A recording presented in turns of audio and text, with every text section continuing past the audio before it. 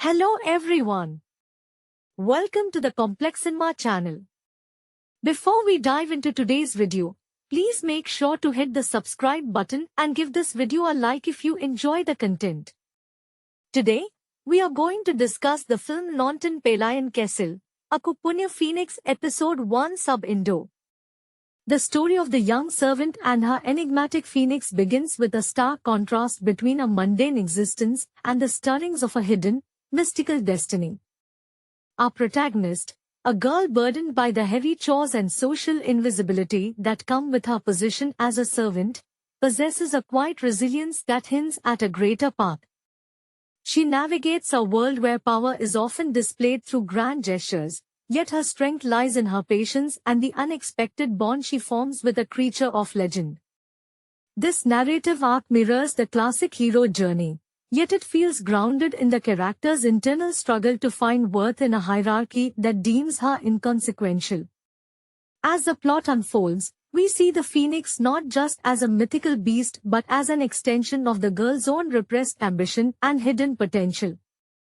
The creative team behind this production clearly drew inspiration from high fantasy folklore and traditional period dramas, blending the aesthetic of the ancient imperial courts with the magical realism of spirit beast companions. It is fascinating to watch how the actors bring these roles to life, as their performances rely heavily on subtle glances and chemistry to bridge the gap between human and supernatural worlds. The lead actress captures the essence of a girl thrust into an extraordinary situation, balancing a fragility born of her station with a burgeoning fire that matches her avian companion. Throughout the first episode, the pacing captures the atmosphere of a slow burn, intentionally dwelling on the daily trials that shape the character's worldview. By highlighting her meticulous dedication to her tasks, the creators emphasize that her eventual rise to power will be earned, not simply granted.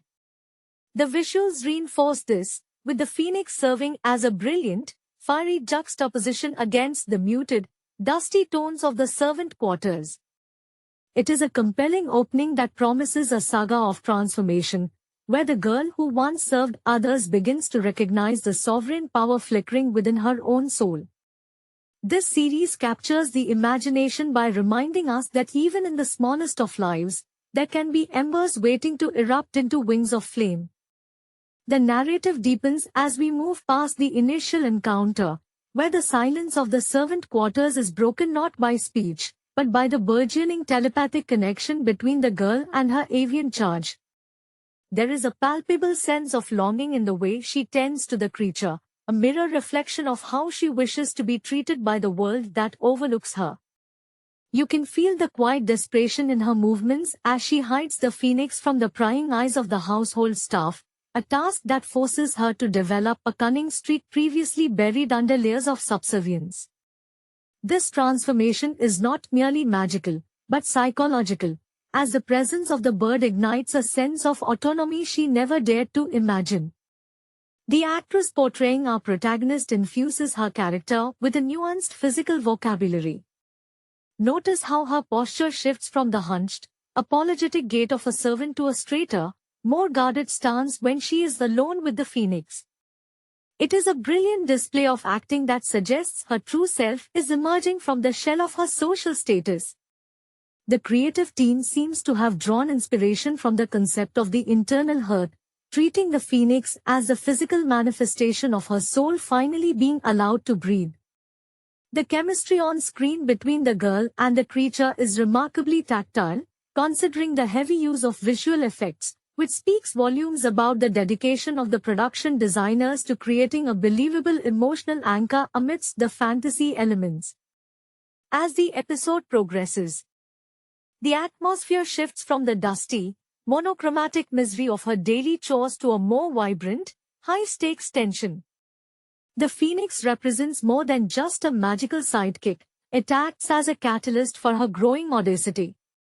Every stolen moment they share feels like a rebellion against the rigid social hierarchy that dictates her insignificance. The directing choices here are particularly striking, often framing the girl against the vast, oppressive architecture of the estate to emphasize her loneliness, only to have the brilliant light of the phoenix shatter those shadows. This visual storytelling prepares the audience for a journey that is as much about political upheaval as it is about the internal awakening of a young woman who refuses to be confined by her station any longer. We are witnessing the birth of a legend who realizes that the flames of her companion are, in truth, an extension of her own dormant, sovereign will. The evolution of our protagonist accelerates as the boundaries between her physical environment and her internal psyche begin to blur. Her interactions with the phoenix evolve from those of a caretaker to those of a conspirator, revealing a layer of her personality defined by sharp intelligence and a burgeoning thirst for justice. There is a haunting beauty in the way the camera lingers on her face when she thinks she is unobserved. The exhaustion of a servant is replaced by a look of fierce, hungry curiosity. She begins to view her chores not as chains, but as opportunities to study the secrets of the estate, using her invisibility to gather information that she once ignored. This shift is echoed in the color palette of the production, which slowly introduces warmer, richer tones into the frame, symbolizing the phoenix's influence bleeding into her reality.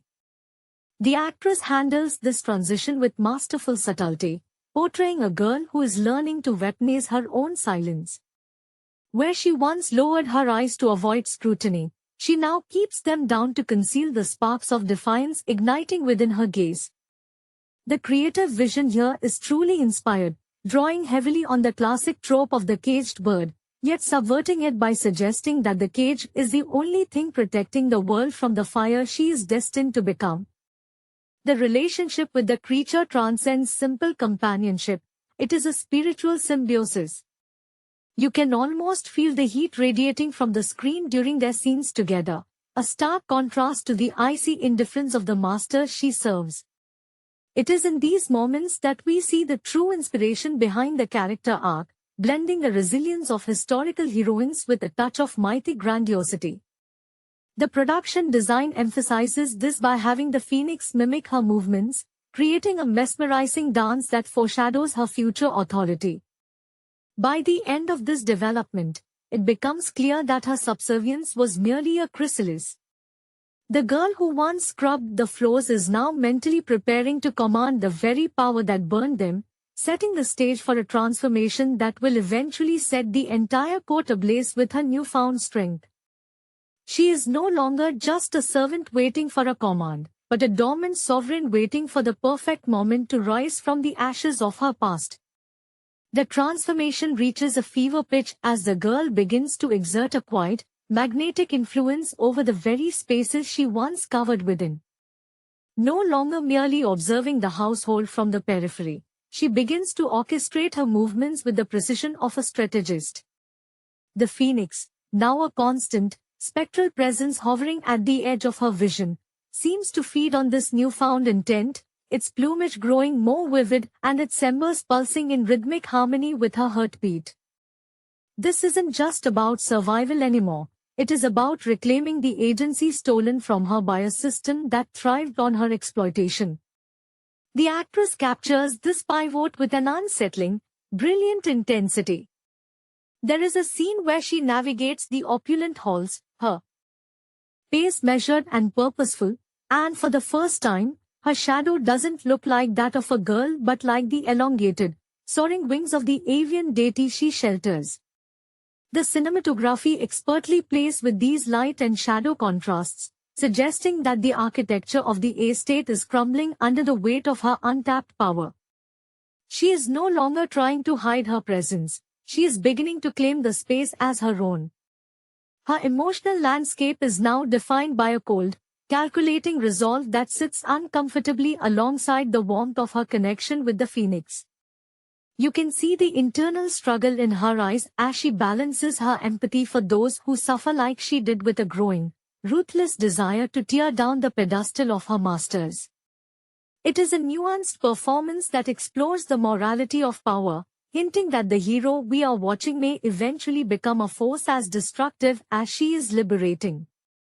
The writers have done an exceptional job of grounding this grand, mythic potential in the dirt and grime of her daily existence, making every small act of rebellion feel like a triumph. As the series moves forward, the Phoenix ceases to be an external companion and becomes an internal compass, guiding her through the treacherous politics of the court.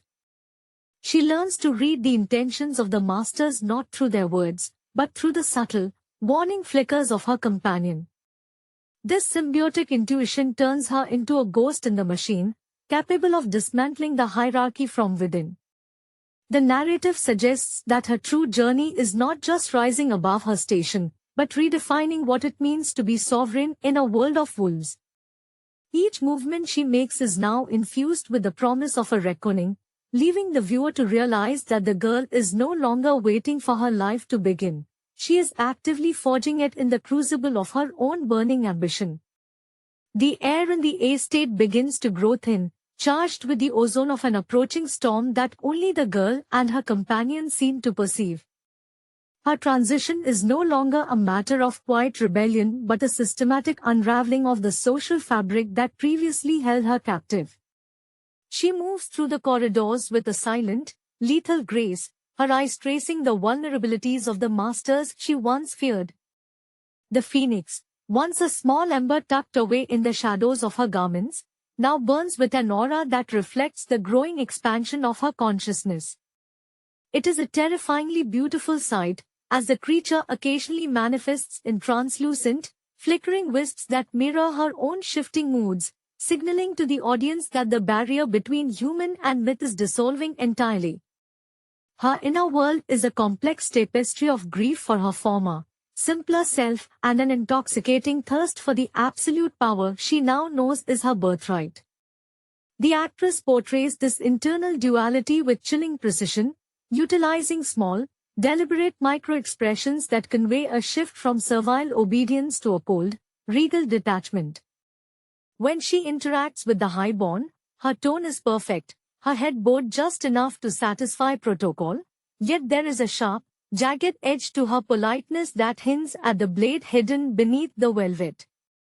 The production team has masterfully used the setting to mirror this evolution, with the once oppressive, gloomy corridors now seeming to shrink and pale in the face of her growing aura. The grand, gilded statues of the estate look gaudy and hollow compared to the primal, shifting light of the Phoenix, emphasizing that the true authority has shifted from the bloodlines of the masters to the divine spark burning within a servant. There is a profound sense of isolation that clings to her, despite her bond with the spirit beast. She recognizes that to fully ascend, she must detach herself from the humanity that once defined her. This sacrifice of vulnerability is what gives the show its emotional gravity. You can see the flickering hesitation in her gaze when she realizes that the person she is becoming has no place for the timid girl she used to be.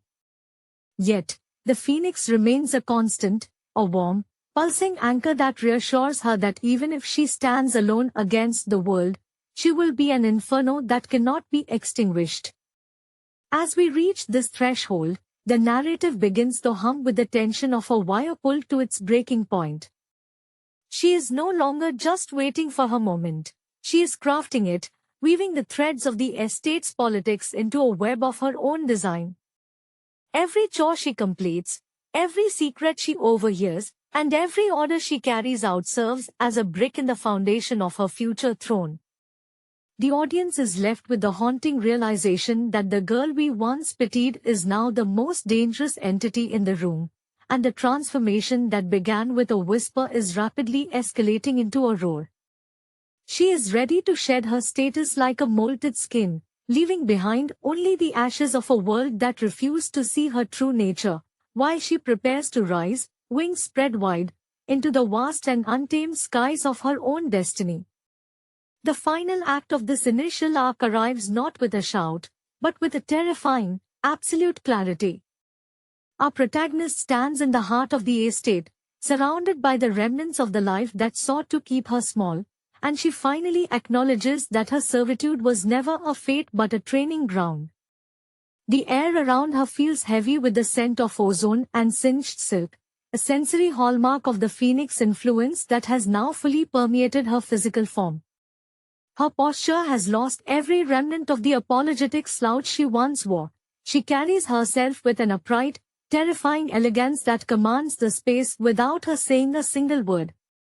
The masters who once barked orders at her now find themselves faltering in her presence, sensing a predator where there was once a servant, though they lacked the perception to understand the source of their sudden, primal dread. In these concluding moments, the emotional depth of the actress reaches its peak. There is no triumph or joy in her face, only a somber, inward acceptance of the path ahead. She looks at the phoenix, not as a master looking at a beast, but as an equal regarding a twin reflection, and in that gaze, we see the complete abandonment of her former identity. The production designers have outdone themselves here, as the lighting in the scene moves away from the dusty, dim aesthetic of the servants' quarters toward a radiant, golden luminescence that seems to emanate from her very skin. It is an artistic choice that perfectly articulates her ascension, suggesting that she is no longer merely a participant in the world of the nobility, but a force of nature destined to rewrite its laws. The narrative rhythm slows down to let the gravity of this change settle into the bones of the viewer. The quietude of the scene is punctuated by the faint, rhythmic sound of wings beating, though the creature remains largely unseen, felt instead as a powerful current of heat that ripples through the room. She has become the bridge between the mortal world of cold hierarchy and the ancient, fiery spirit of the phoenix, a synthesis of humanity and legend. As she turns away from the life she has outgrown, walking toward an exit that looks remarkably like an opening into a new world, the weight of her potential is staggering. The series has masterfully navigated the journey from a girl hidden in the shadows of someone else's home to a sovereign standing at the precipice of a revolution. There is no turning back now, for the hearth has been ignited, and the flames that were once intended to warm the feet of her masters are now poised to consume the very foundation of their power. She walks forward, her shadow trailing behind her like a mantle of fire, ready to claim a destiny written in the embers of her own resilience. The transition from the estate's dark, confining corridors to the threshold of the unknown feels less like a departure and more like an awakening of the earth itself. As our protagonist steps past the heavy, threshold-bound stones of her former life, the atmosphere undergoes a seismic shift. The silence is no longer oppressive, but charged with the kinetic potential of a held breath. The phoenix, now a glowing, ethereal silhouette that seems to occupy the space just behind her shoulder, acts as a silent witness to her final severance from the past. She does not look back at the structures that sought to diminish her. She knows that looking back would only anchor her to a reality that no longer fits the dimensions of her soul. This moment of departure is rendered with a haunting, cinematic tenderness. You can see the tremor in her hands as she touches the rough stone of the gateway for the last time, a fleeting recognition of the struggle that shaped her, before her fingers curl into a firm, resolute fist. The actress channels this transition through her eyes, which have shed the guarded, downward-turned modesty of a servant in favor of a wide, sweeping gaze that takes in the horizon with the hunger of a traveler discovering a continent. The makeup and lighting emphasize this change, casting a soft, golden glow upon her skin that stands in stark contrast to the grim, monochromatic palette of the estate she leaves behind. It is as if the fire she carried within has finally breached the surface, bleaching the darkness from her features and replacing it with the radiant, albeit dangerous, calm of a star. Throughout this sequence, the narrative reinforces the theme of internal alchemy. The girl who was taught to crave approval now realizes that her value is intrinsic, forged in the heat of her own suffering and the loyalty of her mythical companion. The creative team utilizes a soundscape that subtly elevates in intensity, with the rustle of fabric sounding like the beating of great wings and the wind carrying a low, melodic hum that resonates with the frequency of a phoenix cry. It is a brilliant touch that underscores her evolution into something more than human. She has internalized the bird's essence, allowing the creature's legendary patience and sudden, explosive speed to inform her own movements. As she moves into the landscape beyond the estate, The visuals reflect a world beginning to wake up in response to her presence. The trees seem to lean toward her, and the light of the setting sun catches the amber-colored highlights in her hair, making her look like a phantom woven from sunset and spirit. She is a woman reclaimed by her own ambition, stepping into a destiny that demands not just a change in status, but a transformation of the world order itself. The final frames of this sequence leave us with a sense of inevitability. She is no longer a servant waiting for the dawn. She is the dawn itself, burning with a light that is both beautiful and utterly, magnificently unstoppable. The path before her is vast, and for the first time in her life, the girl is not following a set of orders, but charting a course written in the language of flame. The journey into the untamed wilderness beyond the estate wall serves as the crucible for her next phase of evolution. Having shed the physical rags of her servitude, our protagonist finds that the silence of the woods is far more honest than the deceitful whispers of the imperial court. Here, away from the prying eyes of the masters and the crushing weight of social expectation, her movements become fluid and predatory. The phoenix is no longer a secret kept in the dark. It manifests more frequently now, a brilliant streak of crimson and gold that carves paths through the dense undergrowth. The actress captures this shift with a remarkable change in gait. She no longer navigates the world as if trying to avoid being seen, but rather as one who expects the world to move out of her way. Her stride is purposeful, grounded in the earth yet elevated by the ethereal grace of the creature that walks at her side. There is a profound, almost melancholic beauty in her solitude as she learns to survive by her own terms. The production team masterfully utilizes the environment to mirror her internal state, contrasting the rigid, geometric lines of the palace with the wild, unpredictable vitality of the forest. Every scene feels like a painting in motion, where the muted greens of nature are perpetually ignited by the fiery glow of the phoenix. We see her testing the boundaries of her newfound power, not by commanding others, but by bending the elements to her will. A flicker of her finger causes a campfire to leap with a life of its own, and a concentrated thought summons a protective warmth that shields her from the biting nocturnal chill. This is not the magic of a sorceress, but the natural extension of a soul that has finally reconciled its inner spark with the external world. The character description here deepens, revealing a woman who is beginning to understand the burden of her own legend. Her expressions are no longer characterized by a search for validation, but by the quiet, resolute focus of a sovereign in exile. The actress portrays this by maintaining a stillness that is both intimidating and magnetic. She speaks rarely, but when she does, her voice carries the weight of an authority that seems to have been plucked from the annals of time. The creative vision clearly draws upon folklore regarding the phoenix as a creature of endless rebirth, and the narrative mirrors this, treating every trial she faces as a necessary death of her previous, weaker self.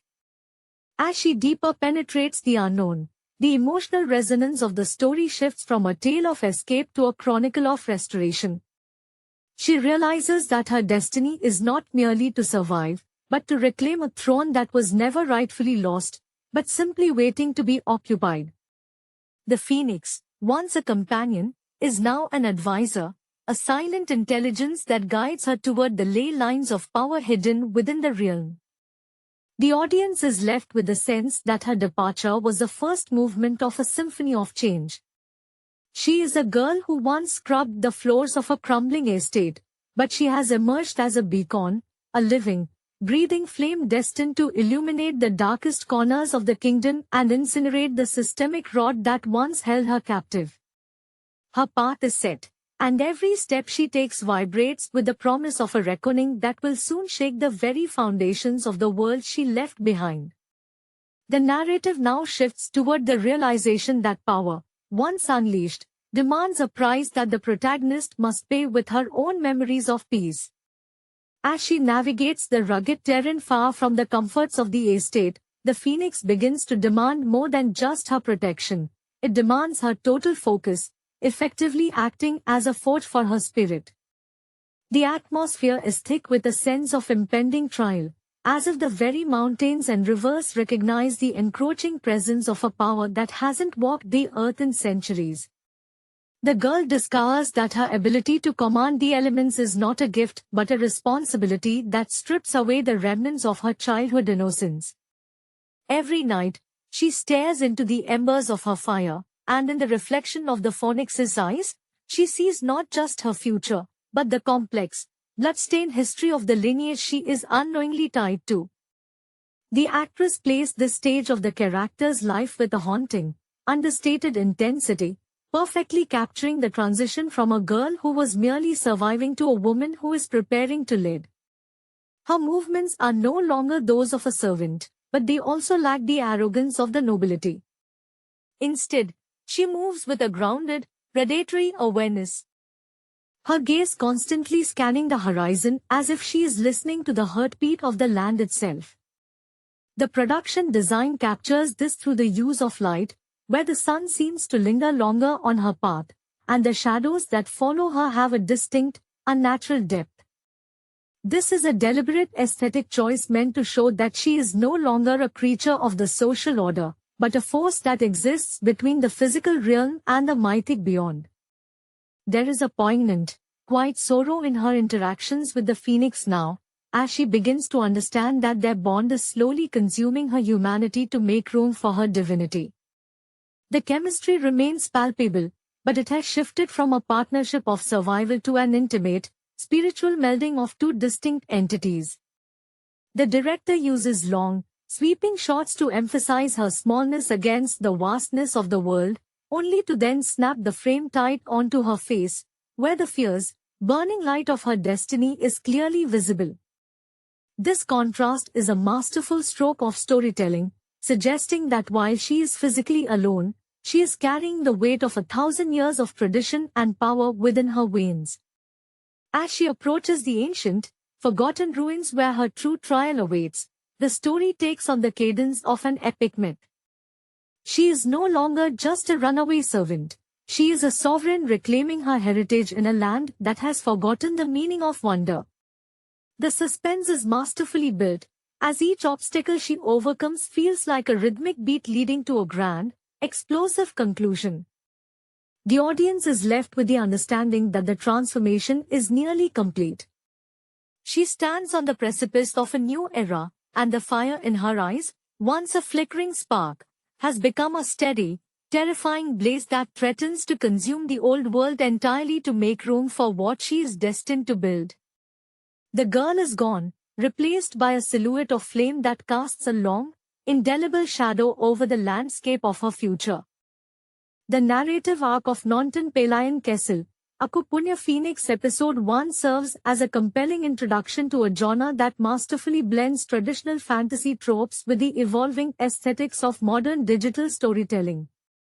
At its core, the episode establishes a delicate balance between the protagonist's humble origins and the sudden, explosive manifestation of mythical power. This transition is not merely a plot device but a reflection of the hero's internal growth, mirroring the dedication seen in the lead actors who have spent years honing their craft in theater before transitioning to this high-stakes fantasy medium. Their performance feels grounded, moving away from the stiff archetypes often found in web serials to provide a raw, humanizing layer to a character burdened by an ancient legacy. The director clearly draws inspiration from classic folklore, yet the execution feels fresh due to the deliberate pacing that favors atmosphere over constant action. By focusing on the protagonist's struggle to manage the Phoenix entity, the episode highlights the psychological weight of possessing immense strength while remaining a servant to circumstances. This contrast is the heart of the show. The actors bring a lived-in quality to their roles, likely drawing from their own experiences of professional perseverance and the sudden pressures of fame, which translates well into the intense emotional outbursts required in the premiere. The cinematography supports this intimacy, keeping the lens tight on the protagonist's micro-expressions as they navigate societal expectations. Furthermore, the world building is handled with a subtlety that respects the audience's intelligence. Instead of relying on heavy exposition, the narrative reveals the lore through the protagonist's own discovery of their newfound abilities. This approach creates a sense of shared wonder between the character and the viewer. The chemistry between the leads suggests a deeper, long-term development that hints at future moral dilemmas, especially as the power of the Phoenix begins to corrupt the boundaries between duty and personal desire. Ultimately, this opening episode succeeds because it grounds its fantastical elements in the tangible, relatable human desire to rise above one's station, setting the stage for what promises to be a deeply character-driven epic. The escalating tension within the opening chapter reveals a layered psychological portrait that deepens as the protagonist grapples with the duality of their existence. Beyond the initial shock of the Phoenix manifestation, there is a palpable sense of isolation that clings to the character, an emotion that the lead actor captures with remarkable vulnerability. Having transitioned from grueling stage productions where every movement is scrutinized, the lead infuses the character with a physicality that speaks volumes when words fail. You can see the weariness of a life spent in servitude etched into their posture, a stark contrast to the brilliant, fiery animation of the Phoenix entity that now shadows their every move. This visual juxtaposition serves as a poignant metaphor for the internal conflict between ingrained humility and the sudden, overwhelming capacity for absolute dominance. The emotional core of the episode is bolstered by the supporting cast, whose reactions to the protagonist's shifting demeanor provide the necessary friction to drive the narrative forward. The nuanced writing captures the quiet desperation of someone who realizes that their newfound agency is a double-edged sword. There is a specific scene where the protagonist is forced to suppress their essence to maintain a facade of normalcy, and the raw frustration vibrating in the actor's voice suggests a performer who has drawn deeply from their own battles with industry gatekeepers and the pressure to conform. It feels less like a performance and more like an exorcism of personal history, making the character's struggle feel hauntingly authentic. As the episode draws to a close, the shift in tone from atmospheric tension to an inevitable confrontation feels earned rather than forced. The lingering shot of the protagonist looking into their reflection, seeing not just a servant but a vessel for an ancient, destructive force, creates a profound sense of foreboding. This is not just a story about a hero gaining powers, it is a meticulous study of how power reshapes the soul, eroding the very humility that once defined the individual. The chemistry between the leads acts as a tether, pulling the story back from the brink of total abstraction and anchoring it in the messy, complicated realities of human connection. By investing so heavily in the character's internal landscape, the series elevates itself above typical genre fare, promising a journey that is as much about the discovery of one's own identity as it is about the mastery of mythical legends. The depth of this transformation is further enriched by the subtle interplay between the protagonist and their environment, which acts as a silent witness to their internal disintegration. In these moments, the show excels at visual storytelling, utilizing the contrast between the drab, claustrophobic setting of the protagonist's domestic labor and the vibrant, neon hues of the Phoenix spirit. This visual separation emphasizes the alienation the hero feels, as if their own soul has become a foreign entity thriving in a world that demands their complete invisibility. The actor portrays this with a haunting stillness, often using long, contemplative pauses that suggest a character who is constantly calculating the cost of every breath, every word, and every flicker of internal light. It is a masterful display of restraint that pays homage to the subtle art of Japanese no theater, where the true meaning is often hidden within the spaces between actions. Moreover, the relationship dynamic introduced in these final segments introduces a complex layer of dependency that transcends typical romance or rivalry. The supporting lead serves as both a mirror and a grounding rod for the protagonist, offering a sense of stability that the hero desperately craves but fears they cannot afford. Their interactions are characterized by a fragile tension, filled with unspoken anxieties and a mutual recognition of the stakes involved.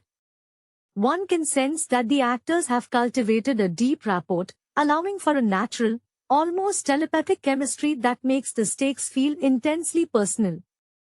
There is an unmistakable sincerity in how they approach their dialogue, stripping away the pretension often associated with high fantasy to focus on the grit of their shared history.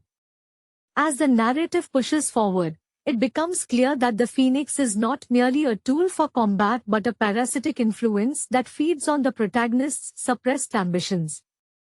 The way the director captures the physical toll of this burden, through shaky hands and restless eyes, adds a layer of body horror to the hero journey that is rarely explored with such elegance. It feels as though the character is being slowly hollowed out, their original identity being replaced by the legacy of the beast within. This makes the stakes feel incredibly high, not just for the world they inhabit, but for the person they are fighting to remain. The story successfully pivots from a tale of sudden discovery to a haunting meditation on the loss of self, leaving the viewer to wonder if the ultimate price of greatness is the very humanity that made the protagonist worth rooting for in the first place. The brilliance of this unfolding narrative lies in the deliberate pace at which it dismantles the hero's perceived safety, turning the Phoenix entity into an invasive presence that disrupts the protagonist's sense of bodily autonomy. There is a terrifying beauty in how the character begins to lose their grip on the boundaries of their own skin. The lead actor navigates this with a precision that borders on the unsettling, using their background in classical dramatic training to manifest the spirit's influence as a series of micro tremors and sudden, fleeting glimmers of predatory instinct. It is as if the performer is physically wrestling with an encroaching shadow, letting the audience witness the exact moment when the character's servitude stops being a choice and begins to feel like a prison. This internal erosion is punctuated by the environment itself, which seems to turn against the protagonist as their power grows. The lighting design, which initially felt warm and familiar within their domestic sphere, now shifts to cold, sharp contrasts that highlight the protagonist's increasing jaggedness. The way the character moves through these spaces, once with a cautious, head-bowed reverence, is now tainted by a simmering, latent energy that they cannot fully suppress. It is a brilliant bit of choreography, reflecting a soul that is no longer content with being invisible but is simultaneously horrified by the havoc their emerging self threatens to unleash. The supporting lead becomes the crucial anchor in this descent, providing a window into the protagonist's humanity through subtle, observant gazes and moments of quiet intervention. Their bond is not one of simple affection but of mutual survival, a shared secret that pulls them both into a dangerous orbit. In the scenes where they share silence, the air thickens with the weight of things left unsaid. One gets the sense that these actors have spent significant time developing a shorthand, a way of communicating the characters' inner turmoil without resorting to excessive exposition. They understand that the most potent story beats occur in the hesitation before a choice, in the way a hand lingers near a weapon, or in the way a gaze lingers on the fire that now burns in the protagonist's eyes. Ultimately, the power dynamic is shifting from one of masters and servants to one of host and parasite, and this transition is heart-wrenching to behold. The protagonist is effectively losing their narrative voice to the Phoenix, and the performance captures the tragedy of a person who is actively becoming a legend at the expense of their own existence. It is a sophisticated, deeply melancholic exploration of legacy as a burden rather than a gift. The audience is left with the lingering, chilling realization that the hero is no longer fully in control, and the impending confrontation is not against an external villain, but against the very force that promised them a way out of their humble beginnings. This is character development in its rawest form, inviting the viewer to contemplate the high, often catastrophic cost of transcending one's fate. The existential dread permeating the narrative reaches a fever pitch as the protagonist begins to view their own reflection not as a face, but as a mask for the burning entity residing within. The transition from a quiet servant to a vessel of ancient fire creates a profound internal dissonance, manifested through the actor's increasingly erratic and desperate gestures. There is a haunting scene where the character attempts to perform a menial task, only for their hand to ignite with a faint, phantom glow, forcing them to hide their trembling fingers in the folds of their simple garments.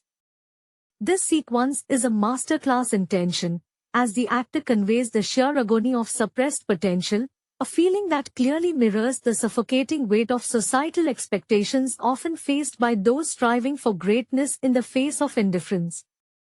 The environment further reflects this disintegration, with the architecture of their world beginning to seem impossibly cramped, as if the physical space itself is recoiling from the volatile energy pulsing through the protagonist.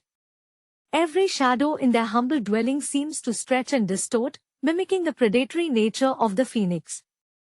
The director uses these subtle environmental shifts to emphasize that the character is running out of places to hide, not just from the world around them, but from the encroaching, blinding light of their own awakening nature. The supporting lead, watching from the fringes, senses this change with a mounting, unspoken dread. Their relationship is moving toward a tragic intersection where protection begins to look like imprisonment, and their shared glances have shifted from comfort to a desperate, mutual appraisal of survival. This evolution is particularly striking when considering the lead performer's dedication to the craft, as they channel the weariness of a lifetime of subservience into a performance of quiet, brittle intensity. They do not portray a hero seeking glory, they portray a victim of destiny, someone whose identity is being steadily eroded by the very power meant to liberate them. The way the character's voice dips into lower, more resonant registers during moments of stress suggests the phoenix is beginning to speak through them, a chilling detail that adds layers of horror to an already compelling drama. The audience is invited to witness a soul being hollowed out, creating an atmosphere that is both mesmerizing and deeply unsettling. By focusing on the cost of power rather than the spectacle of it, the show challenges the traditional tropes of the genre, transforming a simple tale of magic into a sophisticated psychological study of how legends are forged in the fires of personal erasure. The tragedy of this slow erasure is rendered even more poignant by the protagonist's lingering attempts to perform small, mundane acts of kindness, which now seem grotesquely misaligned with the destructive aura they inadvertently project. There is a heartbreaking sequence where the hero tries to mend a torn piece of cloth, their fingers working with practiced, rhythmic grace, only for the fabric to singe at the touch of their fingertips. The actor portrays this realization with a devastating flicker of grief in their eyes, a brief, silent mourning for the simple, unremarkable life that is being stripped away. This is not just a loss of normalcy, it is a forced eviction from one's own humanity. The performance captures the exhaustion of a person who is exhausted by the sheer effort of existing alongside a divine, uncaring monster, highlighting the actor's ability to communicate complex psychological states through the most minute adjustments in their posture and gaze. As the lines between the servant and the spirit blur, the supporting lead takes on the role of an inadvertent warden, their presence becoming a necessary burden that keeps the protagonist tethered to the physical world. Their interactions have evolved into a delicate, high-stakes dance of surveillance and devotion, where every word is weighed for its potential to trigger a flare of the phoenix's wrath. You can see the internal struggle in the supporting lead's eyes, a blend of profound empathy and a growing, primal fear of the thing that is replacing their companion. It is a brilliant bit of writing that avoids the trope of the loyal sidekick, opting instead for a more grounded, morally complex portrayal of how fear and love can coexist within a single, suffocating bond. They are witnesses to a slow, inevitable death of a personality, clinging to the fragments of the person they once knew. The sound design in these scenes complements the visuals with a visceral, low-frequency hum that intensifies whenever the protagonist nears a breaking point, mimicking the sound of distant, trapped wind. This auditory choice forces the audience into the protagonist's headspace, making the viewer feel the pressure of the heat and the suffocating presence of the entity. The show moves away from the explosive, celebratory displays of power found in typical fantasy and leans into the claustrophobia of a haunting. By keeping the camera tight on the characters during these moments of immense atmospheric pressure, the director creates a sense of intimacy that is both beautiful and terrifying. We are not watching a hero prepare for a grand battle. We are watching a human being dissolve into myth, and the sorrow of that realization is what keeps the narrative grounded in a profound, emotional reality. This is a story that dares to ask what remains of the individual when the legend takes hold, leaving the audience in a state of constant, gripping anticipation for the moment the mask inevitably cracks beyond repair. The finality of the protagonist's descent is mirrored in the way the setting itself begins to mirror their fractured internal state. The once familiar corridors and corners of their life have become labyrinthine, characterized by stark shadows and flickering candlelight that refuses to stay steady, as if the very air is reacting to the volatile, searing heat emanating from the phoenix.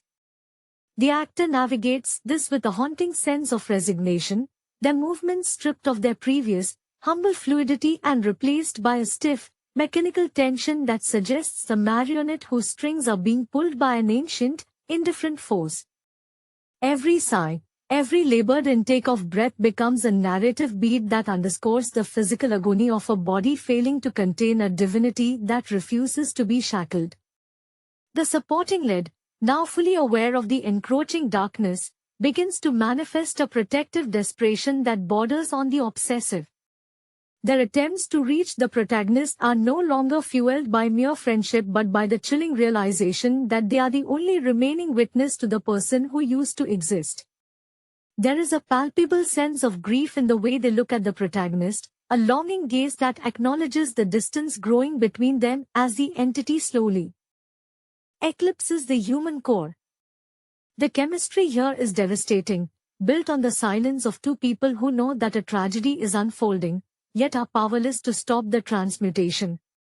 They stand on opposite sides of a divide that is not geographical but ontological, representing the tension between fragile human love and the cold, eternal nature of the Phoenix's legacy. Throughout these sequences, the cinematography shifts to emphasize the claustrophobia of their connection. The camera moves with a voyeuristic intimacy, capturing the tremors in the protagonist's hands or the way the light catches the sweat on their brow, framing their struggle as a personal, private battle rather than a public display. This restraint serves to amplify the horror of the situation. The audience is forced to sit with the protagonist in their quiet, agonizing stillness, feeling the weight of a fate they never asked for. It is a masterclass in atmospheric storytelling, where the threat is not an external foe but the very essence that defines the hero's new reality.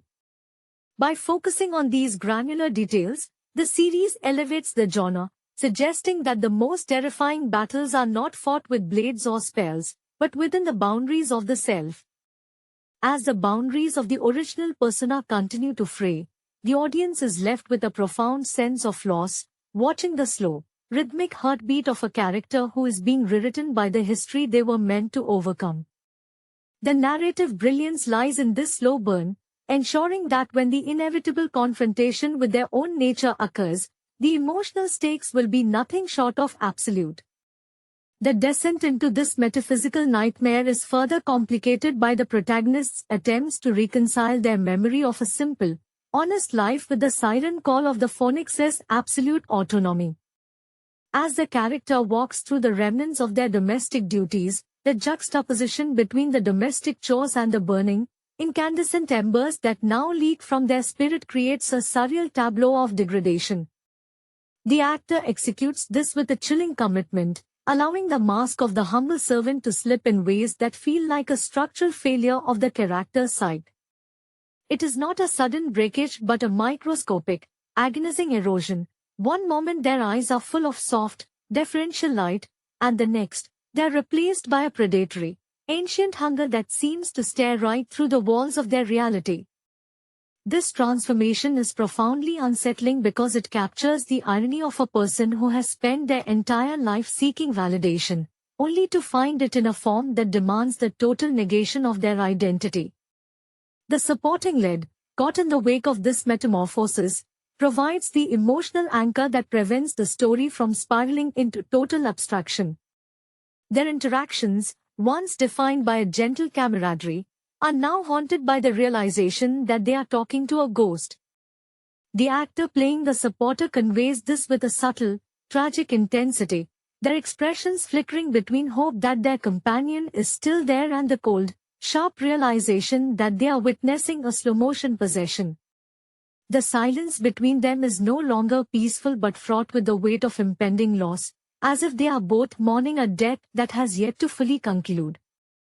The director heightens this tension by manipulating the temporal flow of the scenes, slowing down moments of interaction until every micro-expression becomes a revelation. When the protagonist reaches out to touch a familiar object, the viewer watches with bated breath, waiting for the inevitable spark of destruction. This constant anticipation turns the most mundane activities into scenes of high-stakes suspense, effectively turning the character's daily routine into a gauntlet of existential terror. It is a brilliant utilization of character-driven tension, emphasizing that the Phoenix is not just a source of power, but a corrosive entity that feeds on the protagonist's history, stripping away the soft edges of their humanity until only the sharp, dangerous core remains. As the narrative pushes deeper into this psychological territory, the viewer is confronted with the uncomfortable truth that the hero's original desire to rise above their station has been answered in the most catastrophic way imaginable. They are no longer a person who is struggling. They are a vessel being prepared for a purpose that does not care for their happiness or their survival. The atmosphere is thick with the smell of smoke and the chill of absolute isolation, creating a sensory experience that grounds the fantasy in a very real, very human tragedy.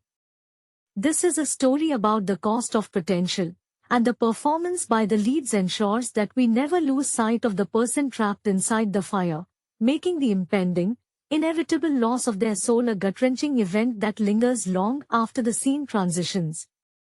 The encroaching finality of this transformation becomes most apparent in the silence that dominates the protagonist's interactions with the physical world. As the Phoenix entity consolidates its hold, the character finds themselves increasingly unable to relate to the simple tactile pleasures that once anchored their sense of self. The way the lead actor portrays this is masterfully understated, focusing on the sensory dissonance of someone who can no longer feel the warmth of the sun without it being filtered through the searing, unnatural heat of the spirit. They move with a deliberate, haunting caution, as if testing the fragility of a world that is no longer built to withstand their presence. This physical performance creates a profound sense of pathos, emphasizing the isolation of a soul trapped in a vessel that is rapidly becoming a monument to a power they never asked to wield. In these quiet moments, the supporting lead acts as a tether to a reality that is slipping away. Their devotion is no longer merely an expression of friendship, but a desperate act of resistance against the inevitable. There is a deeply moving sequence where the supporting lead attempts to physically restrain the protagonist during a moment of intense discord, and the resulting collision of vulnerability and overwhelming, latent force is captured with raw, heart-stopping intensity. The actors convey the weight of this struggle not through grand shouts or dramatic declarations, but through the profound, shattered look in their eyes, acknowledging the irreparable damage being done to the bond they share. The audience is invited to witness the slow erosion of trust, replaced by an uneasy, fearful intimacy that keeps the narrative anchored in the deeply human struggle for agency. The cinematography reinforces this sense of entrapment by favoring tight, claustrophobic framing that emphasizes the protagonist's diminishing room to breathe. Shadows are cast with deliberate, sharp edges that seem to press in from all sides, turning the once familiar environment into a prison of the character's own making. The lighting, once soft and inviting, now plays across the protagonist's face in ways that reveal the stark, jagged reality of their metamorphosis.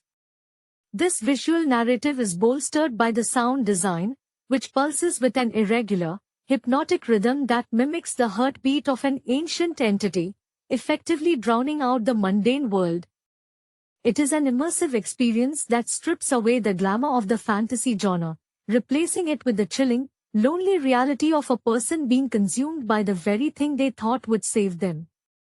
As the episode draws toward its conclusion, the weight of this existential shift is absolute, leaving the viewer to grapple with the sorrowful realization that the hero is no longer fighting for a future, but mourning the slow death of their own past. Hello everyone! Welcome to the Complex Cinema channel. Before we dive into today's video, please make sure to hit the subscribe button and give this video a like if you enjoy the content. Today, we are going to discuss the film Nonton Pelayan Kessil, Aku Punya Phoenix Episode 1 Sub-Indo. The story of the young servant and her enigmatic phoenix begins with a stark contrast between a mundane existence and the stirrings of a hidden, mystical destiny. Our protagonist, a girl burdened by the heavy chores and social invisibility that come with her position as a servant, possesses a quiet resilience that hints at a greater path. She navigates a world where power is often displayed through grand gestures, yet her strength lies in her patience and the unexpected bond she forms with a creature of legend. This narrative arc mirrors the classic hero journey, yet it feels grounded in the character's internal struggle to find worth in a hierarchy that deems her inconsequential.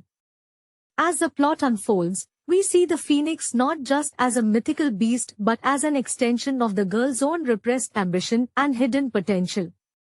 The creative team behind this production clearly drew inspiration from high fantasy folklore and traditional period dramas, blending the aesthetic of the ancient imperial courts with the magical realism of spirit beast companions. It is fascinating to watch how the actors bring these roles to life, as their performances rely heavily on subtle glances and chemistry to bridge the gap between human and supernatural worlds.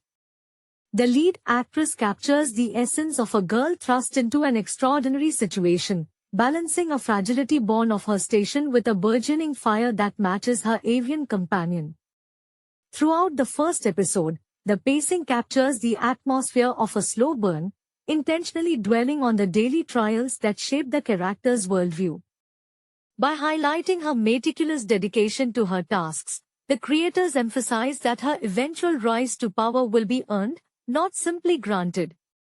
The visuals reinforce this, with the phoenix serving as a brilliant, fiery juxtaposition against the muted, dusty tones of the servant quarters. It is a compelling opening that promises a saga of transformation, where the girl who once served others begins to recognize the sovereign power flickering within her own soul. This series captures the imagination by reminding us that even in the smallest of lives, there can be embers waiting to erupt into wings of flame. The narrative deepens as we move past the initial encounter, where the silence of the servant quarters is broken not by speech, but by the burgeoning telepathic connection between the girl and her avian charge.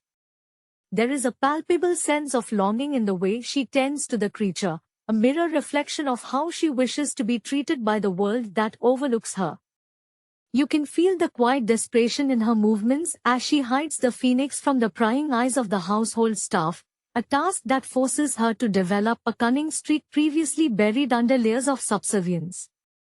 This transformation is not merely magical, but psychological, as the presence of the bird ignites a sense of autonomy she never dared to imagine.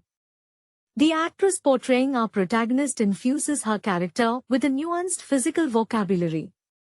Notice how her posture shifts from the hunched, apologetic gait of a servant to a straighter, more guarded stance when she is alone with the phoenix.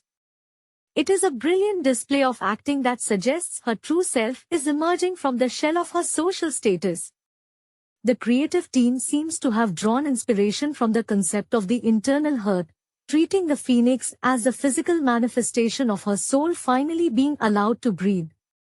The chemistry on screen between the girl and the creature is remarkably tactile, considering the heavy use of visual effects, which speaks volumes about the dedication of the production designers to creating a believable emotional anchor amidst the fantasy elements. As the episode progresses, the atmosphere shifts from the dusty, monochromatic misery of her daily chores to a more vibrant, high-stakes tension. The phoenix represents more than just a magical sidekick, It acts as a catalyst for her growing audacity. Every stolen moment they share feels like a rebellion against the rigid social hierarchy that dictates her insignificance. The directing choices here are particularly striking, often framing the girl against the vast, oppressive architecture of the estate to emphasize her loneliness, only to have the brilliant light of the phoenix shatter those shadows. This visual storytelling prepares the audience for a journey that is as much about political upheaval as it is about the internal awakening of a young woman who refuses to be confined by her station any longer. We are witnessing the birth of a legend who realizes that the flames of her companion are, in truth, an extension of her own dormant, sovereign will. The evolution of our protagonist accelerates as the boundaries between her physical environment and her internal psyche begin to blur. Her interactions with the phoenix evolve from those of a caretaker to those of a conspirator, revealing a layer of her personality defined by sharp intelligence and a burgeoning thirst for justice. There is a haunting beauty in the way the camera lingers on her face when she thinks she is unobserved. The exhaustion of a servant is replaced by a look of fierce, hungry curiosity. She begins to view her chores not as chains, but as opportunities to study the secrets of the estate, using her invisibility to gather information that she once ignored. This shift is echoed in the color palette of the production, which slowly introduces warmer, richer tones into the frame, symbolizing the phoenix's influence bleeding into her reality. The actress handles this transition with masterful subtlety, portraying a girl who is learning to weaponize her own silence. Where she once lowered her eyes to avoid scrutiny, she now keeps them down to conceal the sparks of defiance igniting within her gaze. The creative vision here is truly inspired, drawing heavily on the classic trope of the caged bird, yet subverting it by suggesting that the cage is the only thing protecting the world from the fire she is destined to become. The relationship with the creature transcends simple companionship. It is a spiritual symbiosis. You can almost feel the heat radiating from the screen during their scenes together, a stark contrast to the icy indifference of the master she serves. It is in these moments that we see the true inspiration behind the character arc, blending the resilience of historical heroines with a touch of mighty grandiosity. The production design emphasizes this by having the phoenix mimic her movements, creating a mesmerizing dance that foreshadows her future authority. By the end of this development, it becomes clear that her subservience was merely a chrysalis. The girl who once scrubbed the floors is now mentally preparing to command the very power that burned them, setting the stage for a transformation that will eventually set the entire court ablaze with her newfound strength. She is no longer just a servant waiting for a command, but a dormant sovereign waiting for the perfect moment to rise from the ashes of her past. The transformation reaches a fever pitch as the girl begins to exert a quiet, magnetic influence over the very spaces she once covered within. No longer merely observing the household from the periphery, she begins to orchestrate her movements with the precision of a strategist. The phoenix, now a constant, spectral presence hovering at the edge of her vision, seems to feed on this newfound intent, its plumage growing more vivid and its embers pulsing in rhythmic harmony with her heartbeat. This isn't just about survival anymore, it is about reclaiming the agency stolen from her by a system that thrived on her exploitation. The actress captures this pivot with an unsettling, brilliant intensity. There is a scene where she navigates the opulent halls, her pace measured and purposeful, and for the first time, her shadow doesn't look like that of a girl but like the elongated, soaring wings of the avian deity she shelters. The cinematography expertly plays with these light and shadow contrasts, suggesting that the architecture of the estate is crumbling under the weight of her untapped power. She is no longer trying to hide her presence, she is beginning to claim the space as her own. Her emotional landscape is now defined by a cold, calculating resolve that sits uncomfortably alongside the warmth of her connection with the phoenix. You can see the internal struggle in her eyes as she balances her empathy for those who suffer like she did with a growing, ruthless desire to tear down the pedestal of her masters. It is a nuanced performance that explores the morality of power, hinting that the hero we are watching may eventually become a force as destructive as she is liberating. The writers have done an exceptional job of grounding this grand, mythic potential in the dirt and grime of her daily existence, making every small act of rebellion feel like a triumph. As the series moves forward, the Phoenix ceases to be an external companion and becomes an internal compass, guiding her through the treacherous politics of the court. She learns to read the intentions of the masters not through their words, but through the subtle, warning flickers of her companion. This symbiotic intuition turns her into a ghost in the machine, capable of dismantling the hierarchy from within. The narrative suggests that her true journey is not just rising above her station, but redefining what it means to be sovereign in a world of wolves. Each movement she makes is now infused with the promise of a reckoning, leaving the viewer to realize that the girl is no longer waiting for her life to begin. She is actively forging it in the crucible of her own burning ambition. The air in the estate begins to grow thin, charged with the ozone of an approaching storm that only the girl and her companion seem to perceive. Her transition is no longer a matter of quiet rebellion but a systematic unraveling of the social fabric that previously held her captive. She moves through the corridors with a silent, lethal grace, her eyes tracing the vulnerabilities of the masters she once feared. The Phoenix, once a small ember tucked away in the shadows of her garments, now burns with an aura that reflects the growing expansion of her consciousness. It is a terrifyingly beautiful sight, as the creature occasionally manifests in translucent, flickering wisps that mirror her own shifting moods, signaling to the audience that the barrier between human and myth is dissolving entirely. Her inner world is a complex tapestry of grief for her former, simpler self and an intoxicating thirst for the absolute power she now knows is her birthright. The actress portrays this internal duality with chilling precision, utilizing small, deliberate micro-expressions that convey a shift from servile obedience to a cold, regal detachment. When she interacts with the highborn, her tone is perfect, her head bowed just enough to satisfy protocol, yet there is a sharp, jagged edge to her politeness that hints at the blade hidden beneath the velvet.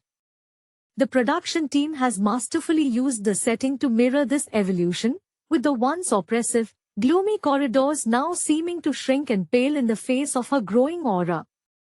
The grand, gilded statues of the estate look gaudy and hollow compared to the primal, shifting light of the Phoenix, emphasizing that the true authority has shifted from the bloodlines of the masters to the divine spark burning within a servant. There is a profound sense of isolation that clings to her, despite her bond with the spirit beast. She recognizes that to fully ascend, she must detach herself from the humanity that once defined her. This sacrifice of vulnerability is what gives the show its emotional gravity. You can see the flickering hesitation in her gaze when she realizes that the person she is becoming has no place for the timid girl she used to be. Yet, the Phoenix remains a constant, a warm, pulsing anchor that reassures her that even if she stands alone against the world, she will be an inferno that cannot be extinguished. As we reach this threshold, the narrative begins to hum with the tension of a wire pulled to its breaking point. She is no longer just waiting for her moment. She is crafting it, weaving the threads of the estate's politics into a web of her own design. Every chore she completes, every secret she overhears, and every order she carries out serves as a brick in the foundation of her future throne.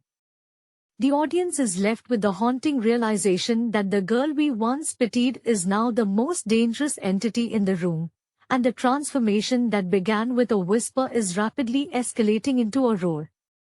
She is ready to shed her status like a molted skin, leaving behind only the ashes of a world that refused to see her true nature, while she prepares to rise, wings spread wide, into the vast and untamed skies of her own destiny.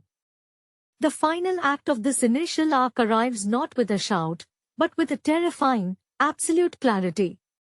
Our protagonist stands in the heart of the estate, surrounded by the remnants of the life that sought to keep her small, and she finally acknowledges that her servitude was never a fate but a training ground. The air around her feels heavy with the scent of ozone and singed silk, a sensory hallmark of the phoenix influence that has now fully permeated her physical form.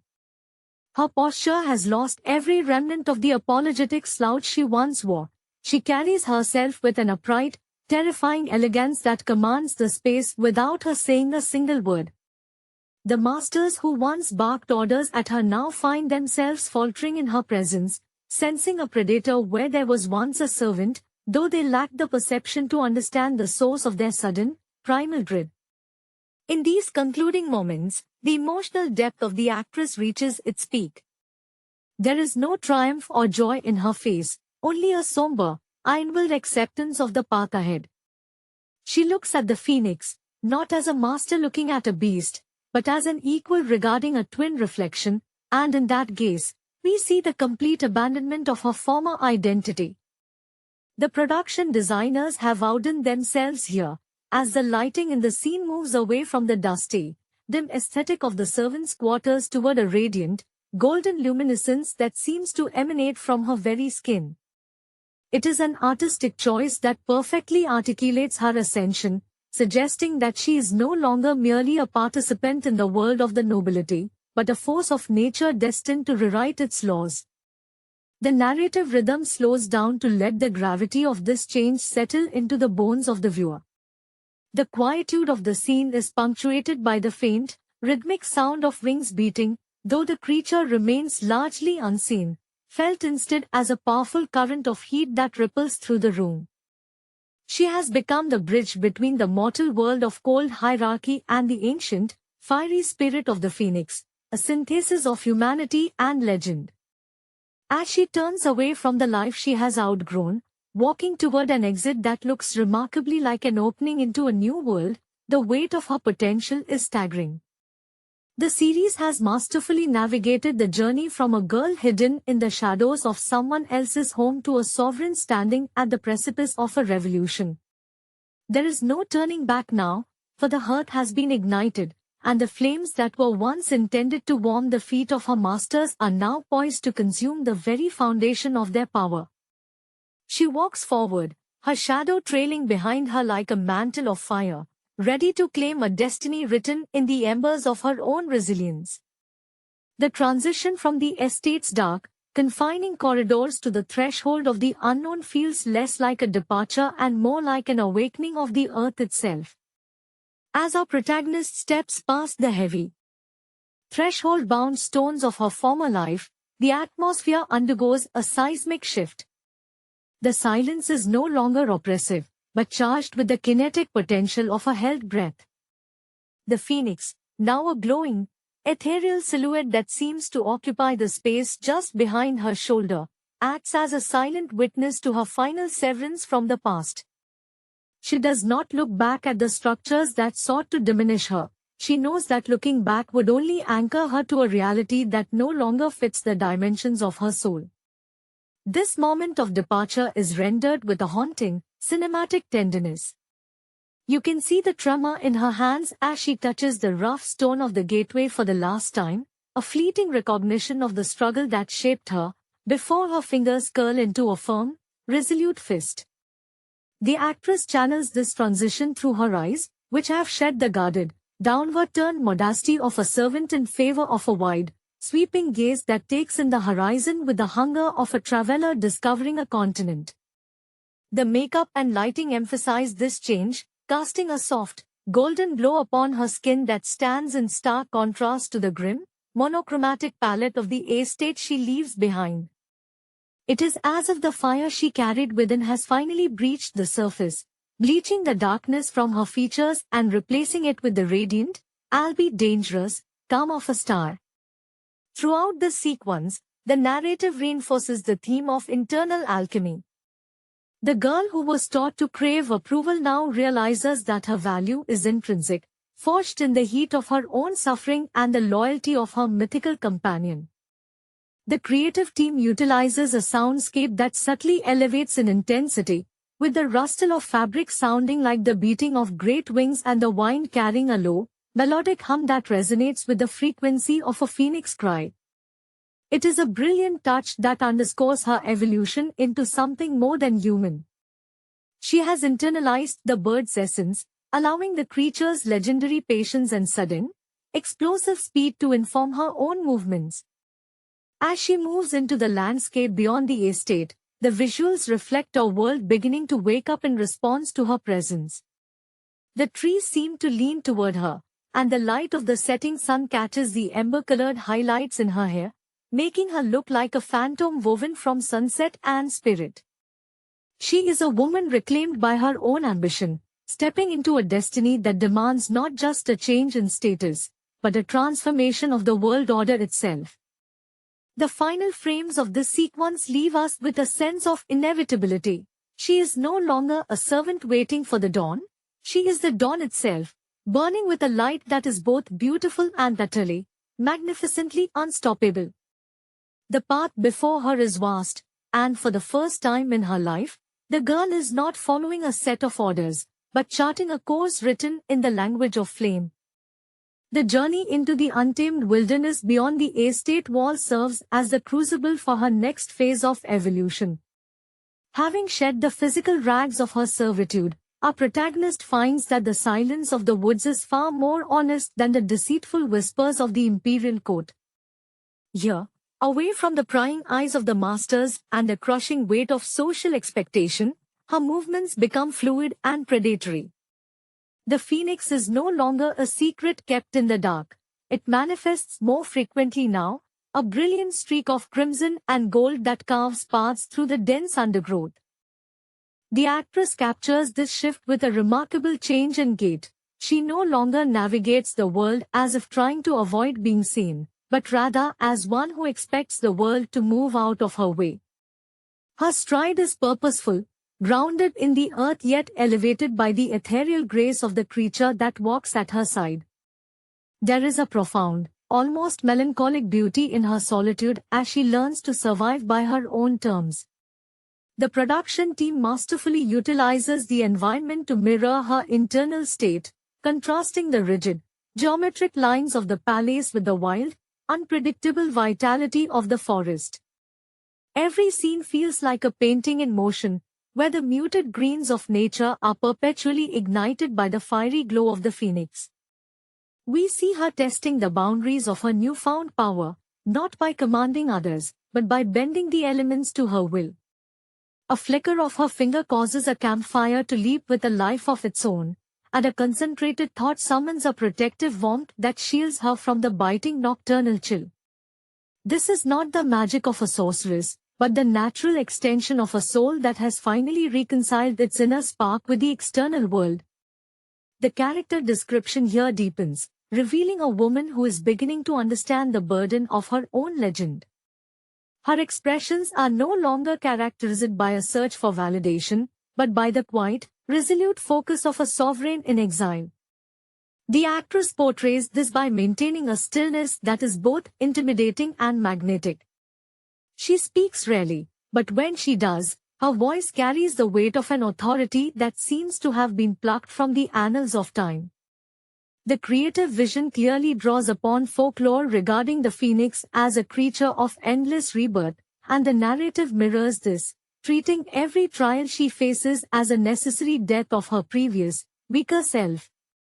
As she deeper penetrates the unknown, the emotional resonance of the story shifts from a tale of escape to a chronicle of restoration. She realizes that her destiny is not merely to survive, but to reclaim a throne that was never rightfully lost, but simply waiting to be occupied. The phoenix, once a companion, is now an advisor, a silent intelligence that guides her toward the ley lines of power hidden within the realm. The audience is left with the sense that her departure was the first movement of a symphony of change. She is a girl who once scrubbed the floors of a crumbling estate, but she has emerged as a beacon, a living, breathing flame destined to illuminate the darkest corners of the kingdom and incinerate the systemic rod that once held her captive. Her path is set, and every step she takes vibrates with the promise of a reckoning that will soon shake the very foundations of the world she left behind.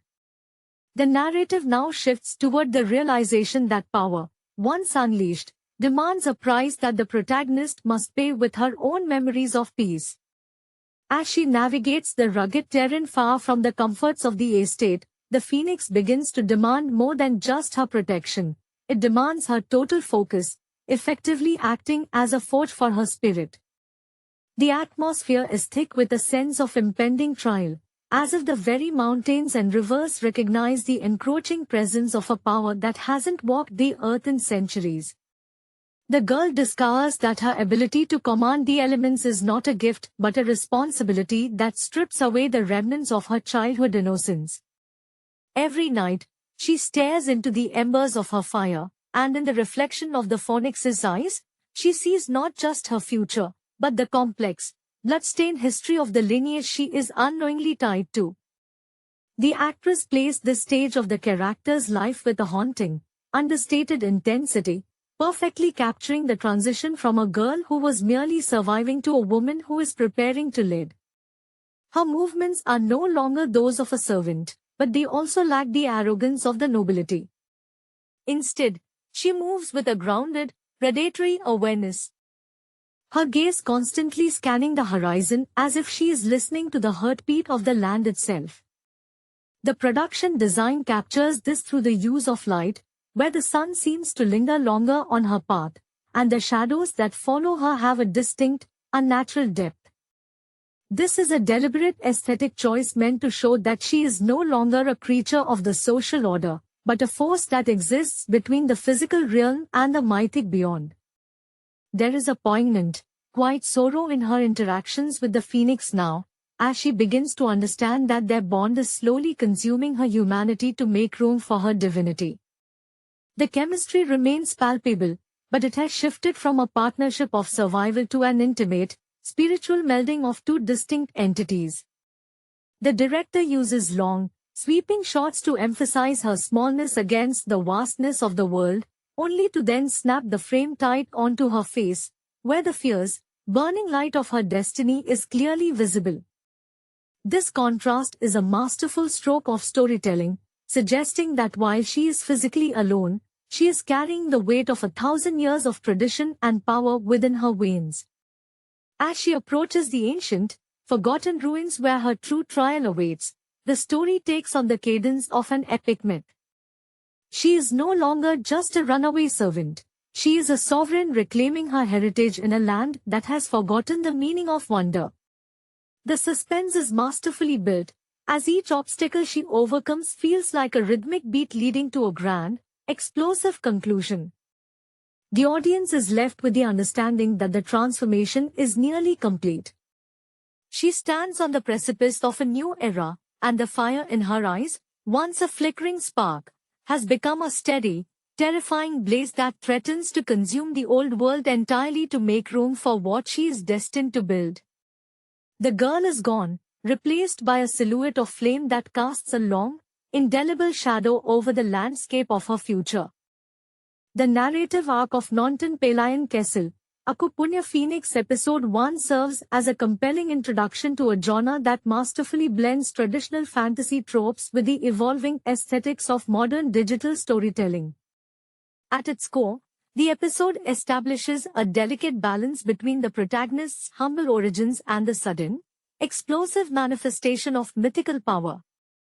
This transition is not merely a plot device but a reflection of the hero's internal growth, mirroring the dedication seen in the lead actors who have spent years honing their craft in theater before transitioning to this high-stakes fantasy medium. Their performance feels grounded, moving away from the stiff archetypes often found in web serials to provide a raw, humanizing layer to a character burdened by an ancient legacy. The director clearly draws inspiration from classic folklore, yet the execution feels fresh due to the deliberate pacing that favors atmosphere over constant action. By focusing on the protagonist's struggle to manage the Phoenix entity, the episode highlights the psychological weight of possessing immense strength while remaining a servant to circumstances. This contrast is the heart of the show. The actors bring a lived-in quality to their roles, likely drawing from their own experiences of professional perseverance and the sudden pressures of fame, which translates well into the intense emotional outbursts required in the premiere. The cinematography supports this intimacy, keeping the lens tight on the protagonist's micro-expressions as they navigate societal expectations.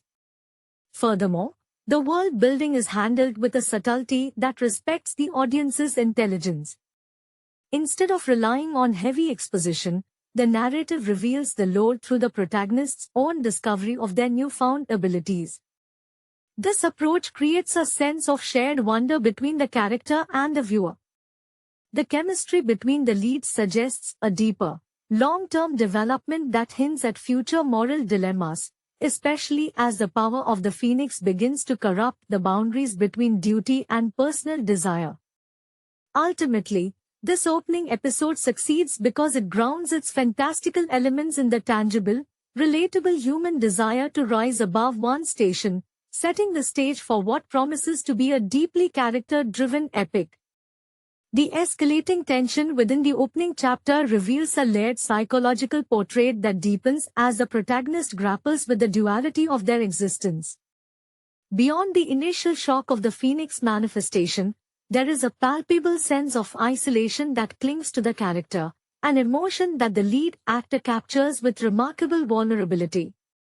Having transitioned from grueling stage productions where every movement is scrutinized, the lead infuses the character with a physicality that speaks volumes when words fail.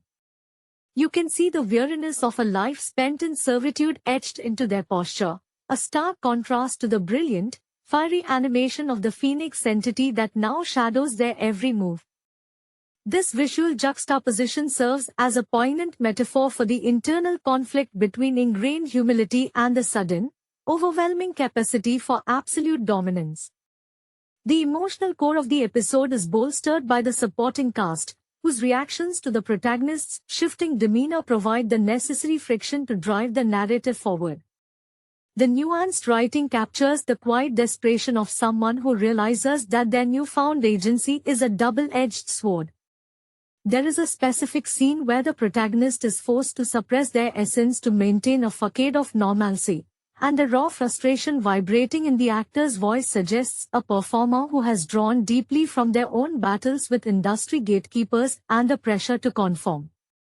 It feels less like a performance and more like an exorcism of personal history, making the character's struggle feel hauntingly authentic. As the episode draws to a close, the shift in tone from atmospheric tension to an inevitable confrontation feels earned rather than forced. The lingering shot of the protagonist looking into their reflection, seeing not just a servant but a vessel for an ancient, destructive force, creates a profound sense of foreboding. This is not just a story about a hero gaining powers, it is a meticulous study of how power reshapes the soul, eroding the very humility that once defined the individual. The chemistry between the leads acts as a tether, pulling the story back from the brink of total abstraction and anchoring it in the messy, complicated realities of human connection. By investing so heavily in the character's internal landscape, the series elevates itself above typical genre fare, promising a journey that is as much about the discovery of one's own identity as it is about the mastery of mythical legends. The depth of this transformation is further enriched by the subtle interplay between the protagonist and their environment, which acts as a silent witness to their internal disintegration. In these moments, the show excels at visual storytelling, utilizing the contrast between the drab, claustrophobic setting of the protagonist's domestic labor and the vibrant, neon hues of the Phoenix spirit. This visual separation emphasizes the alienation the hero feels, as if their own soul has become a foreign entity thriving in a world that demands their complete invisibility. The actor portrays this with a haunting stillness, often using long, contemplative pauses that suggest a character who is constantly calculating the cost of every breath, every word, and every flicker of internal light. It is a masterful display of restraint that pays homage to the subtle art of Japanese no theater, where the true meaning is often hidden within the spaces between actions. Moreover, The relationship dynamic introduced in these final segments introduces a complex layer of dependency that transcends typical romance or rivalry. The supporting lead serves as both a mirror and a grounding rod for the protagonist, offering a sense of stability that the hero desperately craves but fears they cannot afford.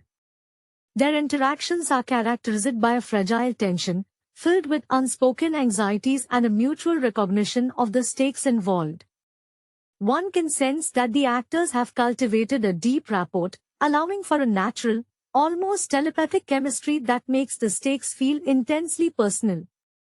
There is an unmistakable sincerity in how they approach their dialogue, stripping away the pretension often associated with high fantasy to focus on the grit of their shared history. As the narrative pushes forward, it becomes clear that the Phoenix is not merely a tool for combat but a parasitic influence that feeds on the protagonist's suppressed ambitions. The way the director captures the physical toll of this burden, through shaky hands and restless eyes, adds a layer of body horror to the hero journey that is rarely explored with such elegance. It feels as though the character is being slowly hollowed out, their original identity being replaced by the legacy of the beast within.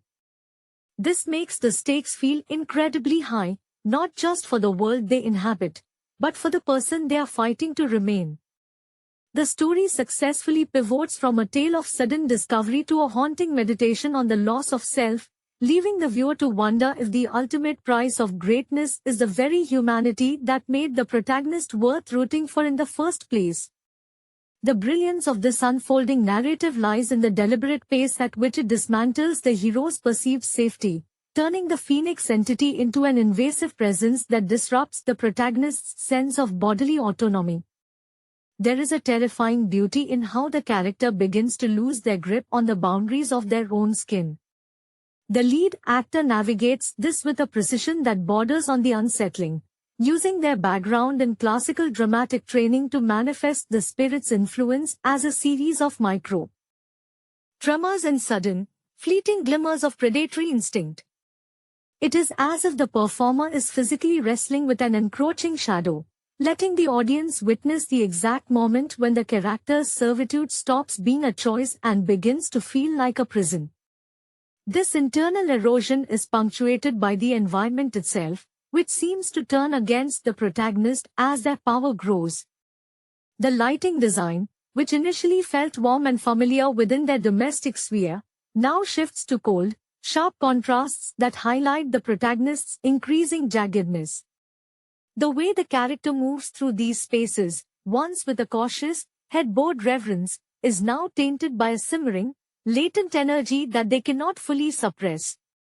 It is a brilliant bit of choreography, reflecting a soul that is no longer content with being invisible but is simultaneously horrified by the havoc their emerging self threatens to unleash.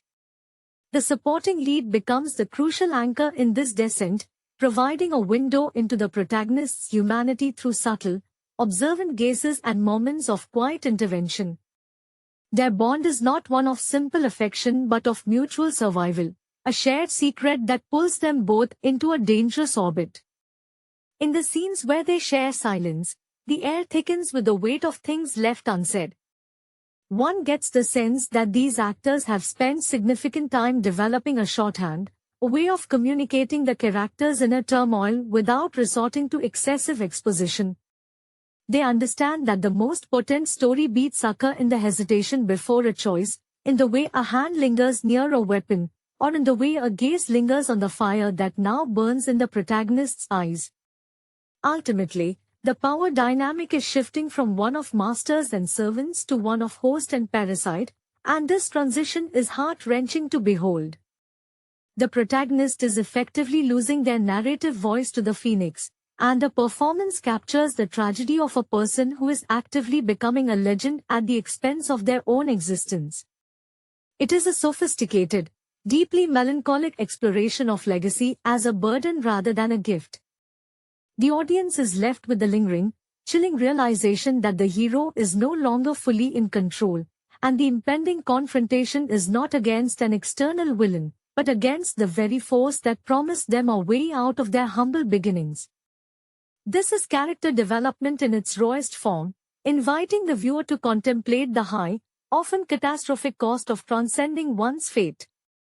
The existential dread permeating the narrative reaches a fever pitch as the protagonist begins to view their own reflection not as a face, but as a mask for the burning entity residing within. The transition from a quiet servant to a vessel of ancient fire creates a profound internal dissonance, manifested through the actor's increasingly erratic and desperate gestures. There is a haunting scene where the character attempts to perform a menial task, only for their hand to ignite with a faint, phantom glow, forcing them to hide their trembling fingers in the folds of their simple garments. This sequence is a masterclass in tension, as the actor conveys the sheer agony of suppressed potential, a feeling that clearly mirrors the suffocating weight of societal expectations often faced by those striving for greatness in the face of indifference. The environment further reflects this disintegration, with the architecture of their world beginning to seem impossibly cramped, as if the physical space itself is recoiling from the volatile energy pulsing through the protagonist. Every shadow in their humble dwelling seems to stretch and distort, mimicking the predatory nature of the phoenix. The director uses these subtle environmental shifts to emphasize that the character is running out of places to hide, not just from the world around them, but from the encroaching, blinding light of their own awakening nature. The supporting lead, watching from the